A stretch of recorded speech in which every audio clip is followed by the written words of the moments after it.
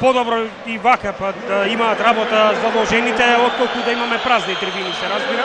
Но лошо е што сега летаат факелите од едната на другата трибина, а овде има деца. Тоа не знам како да им се објасни. Тоа не знам како да им се објасни и на едните и на другите. Не знам како тоа да им се објасни. И сега оно што стравувавме, не дека не стравувавме. Не дека не стравувавме. Еве гледате сега и на теренот веќе се појавува тоа, полицијата некако го нема под контрола. Ајде со мојата лаичка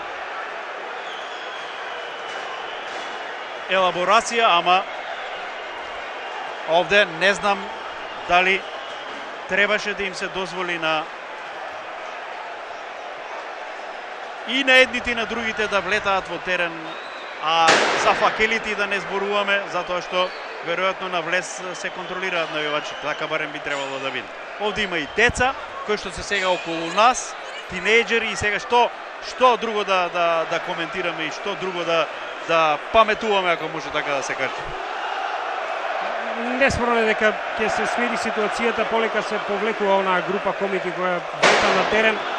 Меѓутоа не требаше да се дозволи да дојде до ова, кога веќе се знае од ичкембари ќе влезат нешто подоцна во мечот, требаше да биде потопен кордон и да бидат обезбедени и едните и другите да не смеат да мрдат. Понатаму не е сепак тоа воопшто наша експертиза, што вели Југо, нема да паметуваме, но доаѓаме до малку проблематични мигови. Сега нов бран на комити се впусти овде на терен и не знам зошто кај нив нема, еве дури сега има од полициските сили да го расчиста теренот.